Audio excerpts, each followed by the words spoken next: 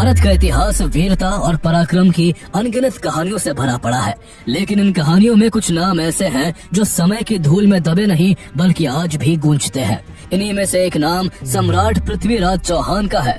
अजमेर और दिल्ली को अपनी राजधानी बनाकर इस युवा सम्राट ने भारत की राजनीति में ऐसी धाक जमाई थी कि उनका नाम सुनते ही दुश्मनों के दिल कांप उठते थे। पृथ्वीराज सिर्फ तलवार और भाले के धनी नहीं थे, बल्कि ज्ञान और विद्या में भी माहिर थे। उन्हें कई भाषाओं का ज्ञान था, गणित और दर्शन की समझ थी और उनकी सबसे बड़ी कला शब्द भेदी बाण चलाने की थी। यानी बिना देखे वो सिर्फ आवाज सुनकर लक्ष्य को भेद देते थे। उनके शौर्य की कहानियां इतनी मशहूर थी कि पड़ोसी राज्यों की राजकुमारियां भी उनके नाम पर मोहित हो जाती थी। लेकिन इतिहास सिर्फ वीरता की गाथा नहीं होता, उसमें राजनीति, राइवलरी और धोखे का खेल भी चलता है। पृथ्वीराज की कहानी में भी यही सब था। एक तरफ उनकी दुश्मनी कन्नौज के राजा जयचंद से थी, जिसकी बेटी संयोगिता से जुड़ी प्रेम कथा आज भी लोक कथाओं में अमर है। दूसरी तरफ पश्चिम से मोहम्मद गौरी नाम का एक नया खतरा उठ रहा था, जो सिर्फ लूटपाट नहीं बल्कि भारत में परमानेंट राज करना चाहता था। साल 1191 में तराइन की धरती पर जब पृथ्वीराज चौहान और मोहम्मद गौरी की सेनाएं आमने सामने आई तो इतिहास ने करवट ली। इस युद्ध में पृथ्वीराज ने अपनी रणनीति और ताकत से गौरी को धूल चटा दी। कहा जाता है कि पृथ्वीराज चौहान ने मोहम्मद गौरी को 16-17 बार हराया था और हर बार उसे माफ कर जिंदा छोड़ दिया था। लेकिन उनकी यही उदारता उनके और भारत के लिए आगे चलकर आत्मघाती साबित हुई। आइए जानते हैं सम्राट पृथ्वीराज चौहान की पूरी कहानी, जिनकी वीरता आज भी भारत की मिट्टी में गूंजती है। चौहान वंश की जड़ें जयपुर के पास सांबर और आमेर से जुड़ी हुई थी। इसी वंश के राजा अजयराज ने अजमेर शहर की नींव रखी थी, जो आगे चलकर चौहान वंश की शक्ति का केंद्र बना। चौहान डायनेस्टी की स्थापना 6th सेंचुरी में वासुदेव चौहान ने की थी। इसी वंश में आगे चलकर 11th सेंचुरी में सोमेश्वर चौहान नाम के एक पराक्रमी राजा हुए।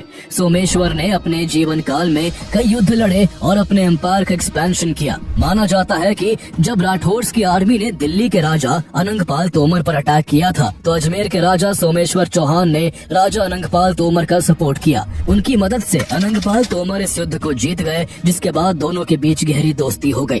ये दोस्ती आगे चलकर रिश्तेदारी में बदल गई, जब राजा अनंगपाल ने अपनी बेटी कर्पूरी देवी की शादी सोमेश्वर चौहान से कर दी। अनंगपाल तोमर की दूसरी बेटी रूप सुंदरी की शादी कन्नौज के राजा विजयपाल से हुई, जिन्हें बाद में एक बेटा हुआ जिसका नाम जयचंद रखा गया।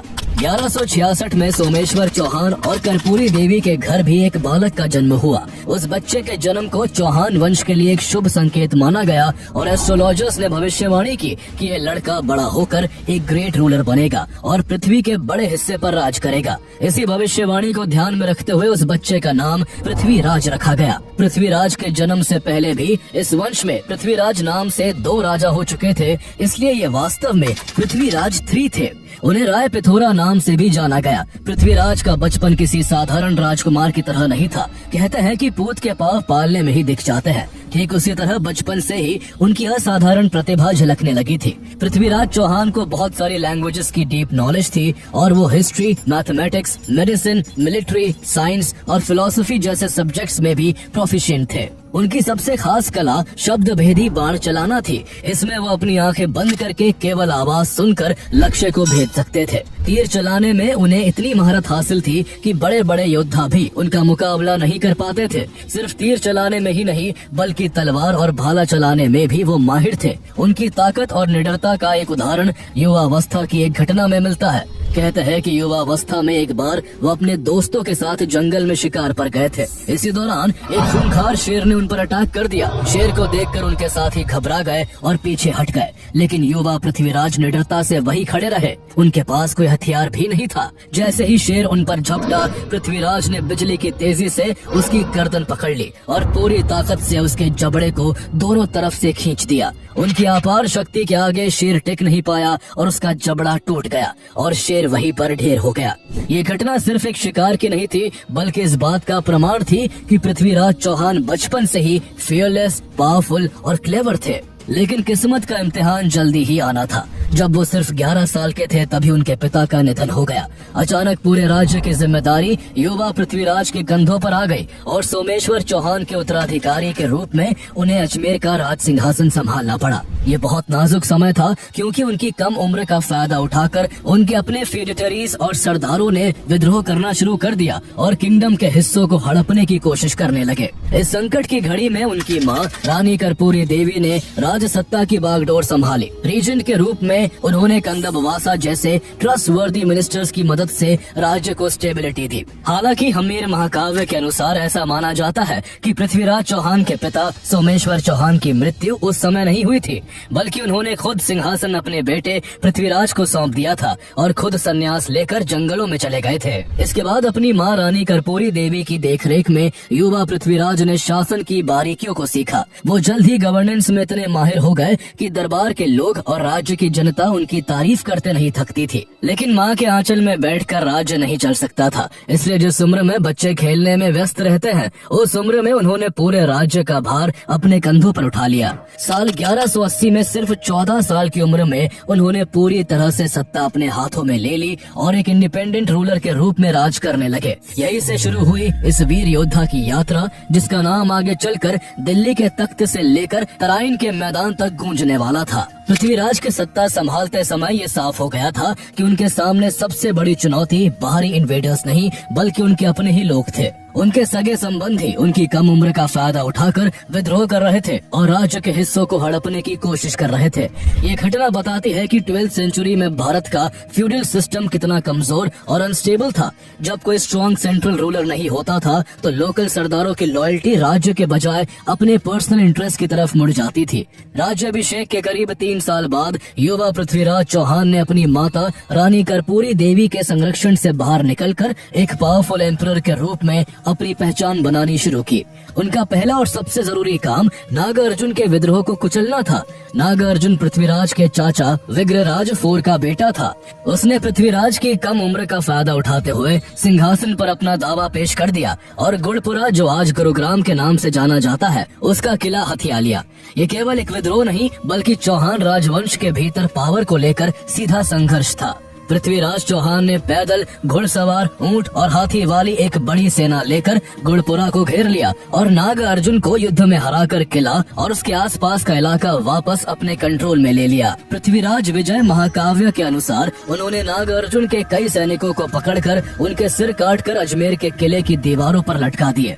हालांकि नागार्जुन बचकर भाग निकला, लेकिन ये जीत पृथ्वीराज की सत्ता को चुनौती देने वालों के लिए एक कड़ी चेतावनी थी कि भले ही राजा कम उम्र का हो, उसकी सत्ता को चुनौती देना आत्मघाती होगा।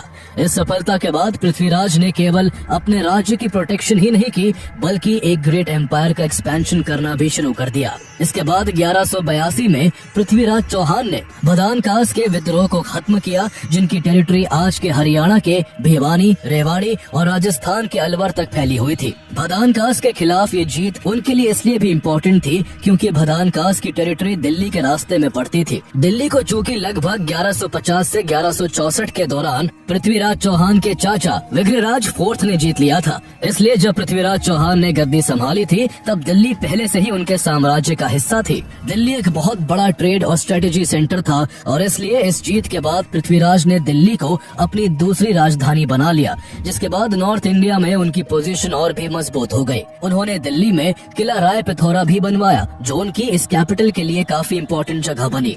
इन शुरुआती विक्ट्रीज के बाद पृथ्वीराज चौहान की सेना ने कई दिशाओं में विजय अभियान चलाए। उनका साम्राज्य तेजी से फैला और जल्द ही इसमें राजस्थान के ज्यादातर हिस्से, वेस्टर्न उत्तर प्रदेश, नदर्न मध्य प्रदेश और सदर्न पंजाब शामिल हो गए। इस विशाल साम्राज्य ने उनकी प्रतिष्ठा को दूर दूर तक फैला दिया और उन्हें उस समय का सबसे शक्तिशाली भारतीय शासक बना दिया। उनके मिलिट्री कैंपेन्स में सबसे मशहूर और खून खराबे वाला युद्ध 1182 में चंदेल राजा परमर्दी देव के खिलाफ महोबा में लड़ा गया। इसकी वजह ये थी कि चंदेल सैनिकों ने पृथ्वीराज की सेना के कुछ घायल और थके हुए सैनिकों पर हमला कर दिया था, क्योंकि वो बिना परमिशन के उनके एरिया में ठहर गए थे। इस घटना से नाराज होकर पृथ्वीराज ने महोबा पर एक विशाल सेना के साथ अटैक कर दिया।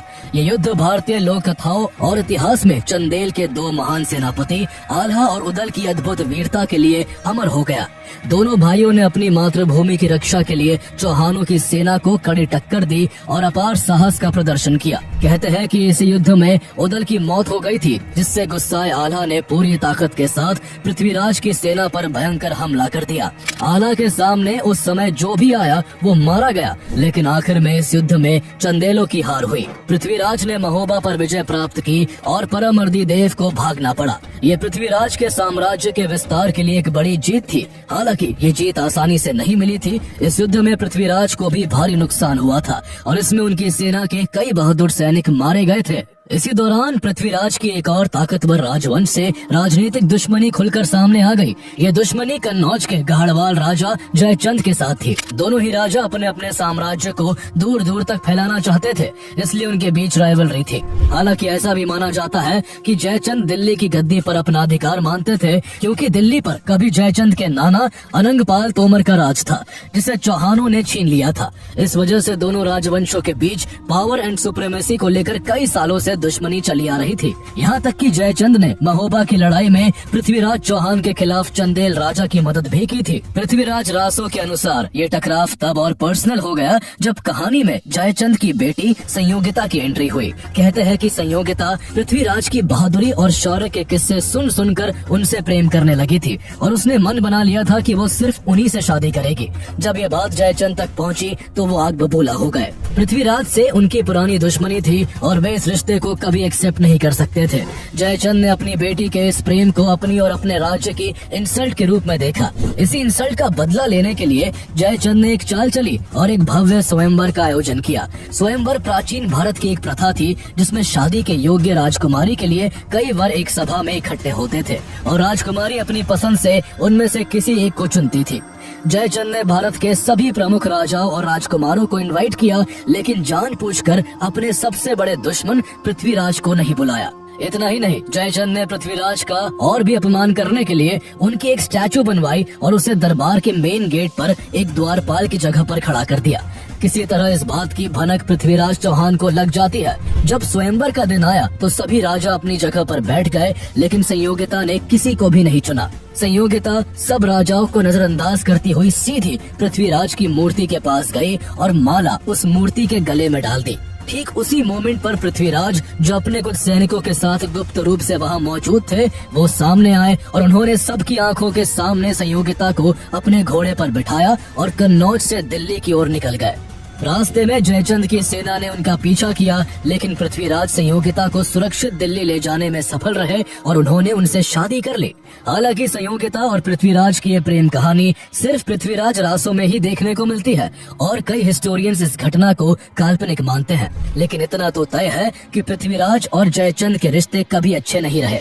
ये टकराव इतना गहरा था कि जब भारत पर फॉरेन इन्वेडर्स का खतरा मंडरा रहा था, तब भी ये दोनों राजा एक दूसरे का साथ देने को तैयार नहीं हुए। इसके अलावा महोबा का युद्ध जीतने के बाद पृथ्वीराज ने एक शक्तिशाली पड़ोसी को अपना परमानेंट एनिमी बना लिया था। इसका नतीजा ये हुआ कि इस आपसी रंजिश के कारण कभी एक ऐसा पावरफुल अलायंस नहीं बन पाया जो विदेशी शक्तियों को भारत की धरती पर कदम रखने से रोक पाता, और यही राइवलरी आगे चलकर भारतीय इतिहास की दिशा को हमेशा के लिए बदलने वाली थी।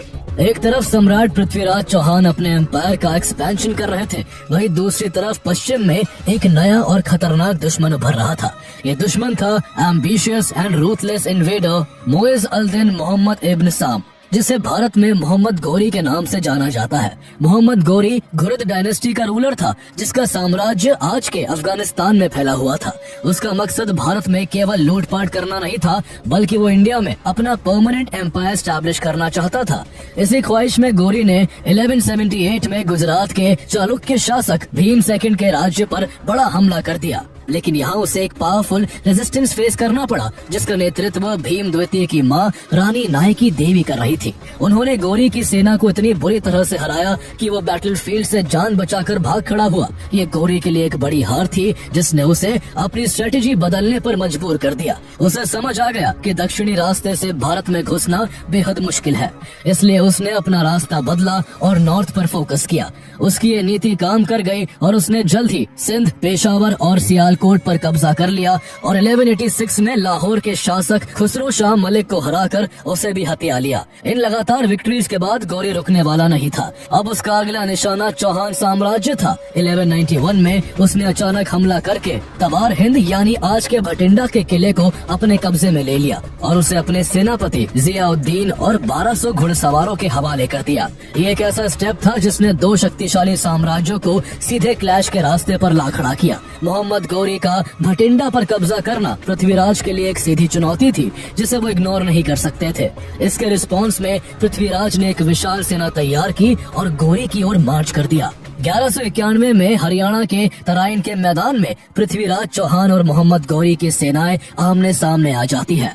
इस युद्ध में दोनों सेनाओं की अपनी अपनी स्ट्रेंग्थ थी। गौरी की सेना के पास घुड़सवार धनुर्धर थे जो अपनी स्पीड के लिए जाने जाते थे, जबकि पृथ्वीराज चौहान की सेना मुख्य रूप से पैदल सेना थी, लेकिन उनके पास हाथियों की शक्ति थी और उनकी सेना आमने सामने की लड़ाई में बेहद माहिर थी।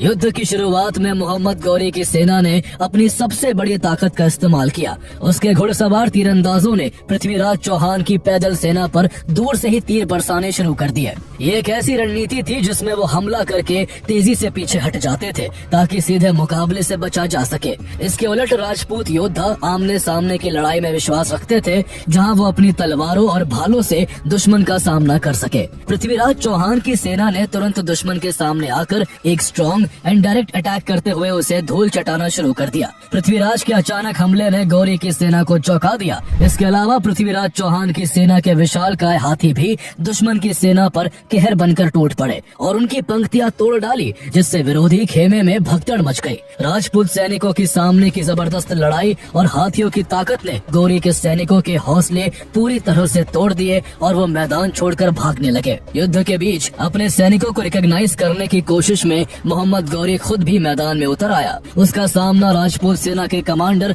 और दिल्ली के गवर्नर गोविंद राय से हुआ। गौरी ने भाले से उन पर अटैक किया, लेकिन गोविंद राय ने गौरी के भाले को रोक दिया और पलटवार करते हुए गौरी को घायल कर दिया। गौरी लगभग बेहोश होकर गिर पड़ा। किसी तरह उसके एक सोल्जर ने उसे बैटलफील्ड से बाहर निकालकर उसकी जान बचाई। अपने कमांडर को पीछे हटते देख गौरी की सेना का मोराल पूरी तरह टूट गया और बचे कुचे सैनिक भी मैदान छोड़कर भाग गए। पृथ्वीराज की सेना ने वापस तबार हिंद फोर्ट को कैप्चर कर लिया, लेकिन इस जीत के बाद पृथ्वीराज ने एक ऐसी रणनीतिक भूल की जिसकी कीमत आगे चलकर उन्हें और पूरे भारत को चुकानी पड़ी। उन्होंने भागते हुए दुश्मन का पीछा नहीं किया और मोहम्मद गौरी को जीवन दान दे दिया। ऐसा माना जाता है कि सम्राट पृथ्वीराज चौहान ने मोहम्मद गौरी को इसी एक युद्ध में नहीं बल्कि 16-17 बार हराया था और हर बार उसे छोड़ दिया था। ये राजपूतों की वॉर एथिक्स और जेनेरोसिटी का प्रतीक था। वो भागते हुए दुश्मन पर वार नहीं करते थे। मॉडर्न हिस्टोरियंस इसे पृथ्वीराज सिंड्रोम कहते हैं, जहां दया दिखाने की आदत दुश्मन को दोबारा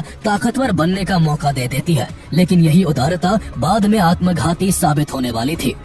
पृथ्वीराज चौहान से बार बार हार मिलने के बाद मोहम्मद गौरी अपमानित होकर वापस गजनी लौट गया था। वहाँ उसने अपनी फोर्स के उन कैप्टन्स और कमांडर्स को पब्लिकली बेइज्जत किया जिन्होंने युद्ध में कायरता दिखाई थी। गौरी ने कसम खाई कि जब तक वो अपनी हार का बदला नहीं लेगा तब तक अपनी अय्याशी भरी जिंदगी से दूर रहेगा। इसी संकल्प के साथ उसने अपनी सेना को फिर से ऑर्गेनाइज किया। इस बार उसने डिसिप्लिन, मोबिलिटी और डिसेप्शन पर ज्यादा से ज्यादा जोर दिया। पूरी तैयारी करने के बाद 1192 में उसने फिर से बठिंडा पर कब्जा कर लिया, जिसे सिर्फ 1 महीने पहले ही चौहानों ने वापस हासिल किया था। इस खबर से पृथ्वीराज चौहान गुस्से से भर उठे। उन्होंने सेना तैयार की और गौरी का सामना करने के लिए एक बार फिर तराइन की ओर मार्च कर दिया। लेकिन इस बार उनकी सेना पहले से कमजोर थी, क्योंकि उनके कई सेनापति पिछले महीनों से अलग अलग अभियानों में व्यस्त थे। तराइन के मैदान में एक बार फिर दोनों सेनाएं आमने सामने थी। पृथ्वीराज ने संदेश भेजा कि अगर गौरी बिना लड़ाई के वापस लौट जाए तो उसे जाने दिया जाएगा, वरना इस बार उसे मिट्टी में मिला दिया जाएगा। गौरी ने यहाँ पर एक जाल बिछाया और उसने एक चाल चलते हुए शर्त मानने का नाटक किया और कहा कि वो ये फैसला अपने भाई से सलाह लेकर करेगा। असल में गौरी इस दौरान अपनी सेना को तैयार कर रहा था और चौहान सेना पर नजर रख रहा था। इस धोखे ने पृथ्वीराज को गलतफहमी में डाल दिया और उनकी सेना निश्चिंत हो गई और अपनी सतर्कता खो बैठी।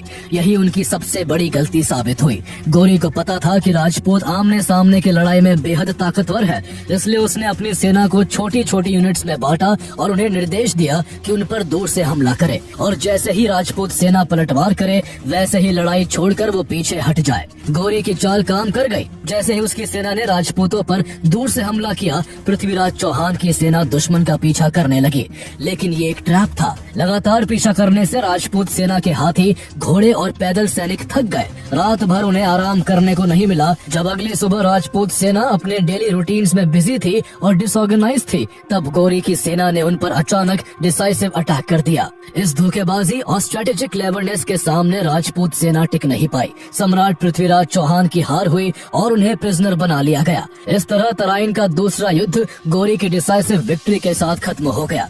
ये हार पृथ्वीराज चौहान की वीरता की कमी के कारण नहीं, बल्कि उनकी स्ट्रेटेजिक चूक और दुश्मन को अंडर एस्टिमेट करने के कारण हुई।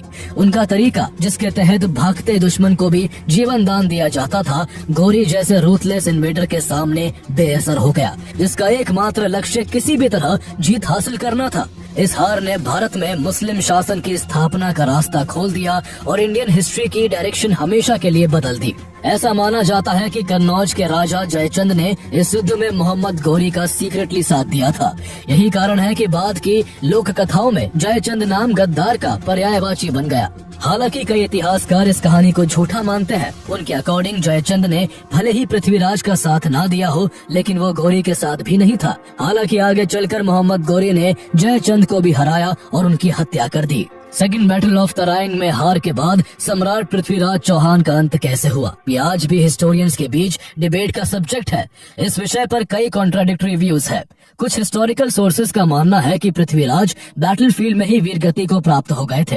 वहीं कुछ अकाउंट्स के अनुसार उन्हें प्रिजनर बनाकर अजमेर ले जाया गया, जहां मोहम्मद गौरी ने उन्हें अपने अधीन एक शासक के रूप में बहाल करने का प्रयास किया, लेकिन बाद में कॉन्स्पिरेसी के आरोप में उनकी हत्या कर दी गई। इसके अलावा पृथ्वीराज की मृत्यु के बारे में सबसे पॉपुलर स्टोरी महाकाव्य पृथ्वीराज रासो में मिलती है।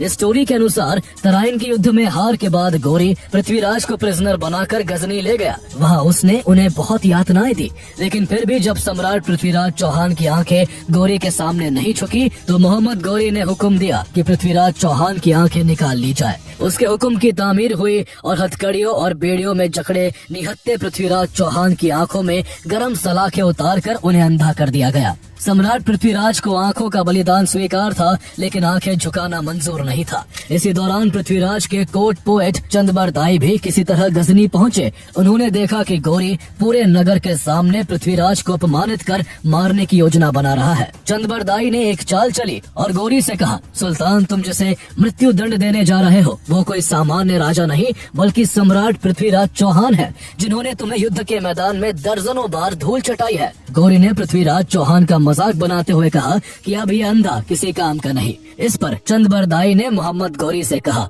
कि तुम्हें नहीं पता, हमारे सम्राट शब्द भेदी बाण चलाने की कला में माहिर है। वो सिर्फ आवाज सुनकर लक्ष्य को भेद सकते हैं। गौरी ने इस बात पर भी पृथ्वीराज चौहान का मजाक उड़ाया और कहा कि अगर ऐसा है तो पूरा नगर ये तमाशा देखेगा। इसके बाद एक दिन सभा का आयोजन हुआ और भारी भीड़ जमा हो गई। पृथ्वीराज की बेड़ियां खोल दी गई और उनके हाथ में धनुष बाण थमा दिए गए। गौरी ने चंदबरदाई के सामने एक शर्त रखी थी कि अगर पृथ्वीराज शब्द भेदी बाण नहीं चला पाए तो उनका भी सर कलम कर दिया जाएगा। चंदबरदाई ने मुस्कुराकर जवाब दिया कि ऐसी नौबत नहीं आएगी। इसके बाद करतब शुरू होता है और चंद्रबरदाई एक दोहा पढ़ते हैं, 4 बास 24 गज अंगुल अष्ट प्रमाण, ताऊ पर सुल्तान है मत चूको चौहान।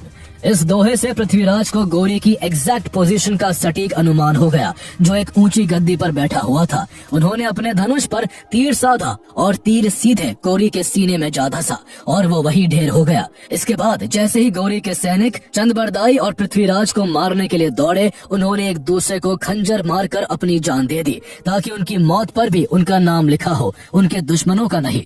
ये कहानी पीढ़ियों तक ब्रेवरी और रिवेंज का प्रतीक बनकर सुनाई जाती रही है, लेकिन हिस्टोरिकली इसे सही नहीं माना जाता है।